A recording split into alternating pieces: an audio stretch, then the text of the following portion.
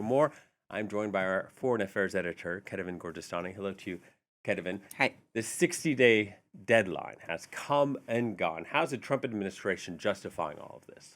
Well, look, first of all, as you mentioned, the War Powers Resolution of 1973 is pretty clear that it is up to Congress to either declare war or authorize the use of force within those 60 days. Now, it's 60 days from the notification to Congress. So the war started on February 28th, but Donald Trump officially notified Congress on March 2nd, bringing us to this deadline on May 1st. Now, Donald Trump had several options for what to do when this deadline came to an end. He could have asked for a 30-day extension, which is a possibility in Congress. He didn't do that. He didn't ask for this extension. He could have also asked Congress and his fellow Republicans to take a vote to authorize the war, and he possibly could have had the support of Congress. But instead, the Senate once again blocked the War Powers Resolution from passing, sixth time that they've done so, and now they've gone on a 1 week long recess, so you won't have any votes at least for another week. Instead, we saw the Trump administration justifying this position, and we heard Pete Hegseth, the Secretary of War, saying that basically the ceasefire that started on April 7th paused the clock. This was later confirmed by another senior administration official speaking to reporters, saying, and going even further, not simply saying that it was pausing the clock, but that, quote, the hostilities that began on Saturday, February 28th have terminated.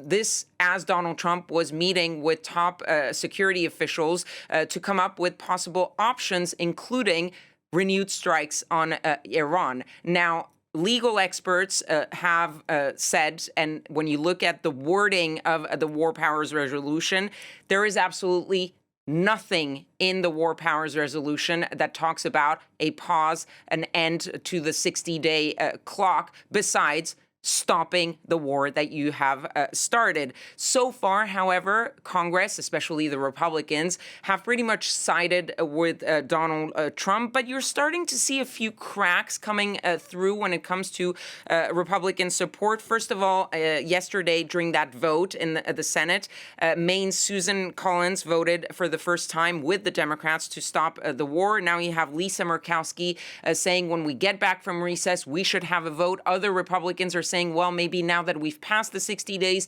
we should have a vote. So we could see some changes in Republican support going forward. Yeah, and yet it seems like Trump is trying to sideline Congress. How significant is that?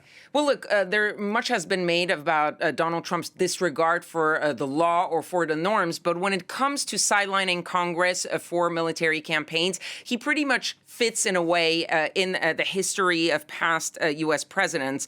There have been pretty much three categories of military campaigns where presidents have sidelined Congress. Short-term interventions, like in the 80s with Ronald Reagan and the invasion of Grenada, or George H.W. Bush with the invasion of Panama. There, it was a quick in and out, few days, the operation was done. The second category is having an international mandate. That's true of Bill Clinton in the 90s with Yugoslavia, or Barack Obama in 2011 in Libya. They justified not going to Congress because there was a NATO mandate or a UN mandate. Finally, another category is targeted airstrikes. We've seen Joe Biden, Donald Trump, Barack Obama, and plenty other presidents striking in different countries, but really limited airstrikes. And that has so far been respected as not needing congressional approval.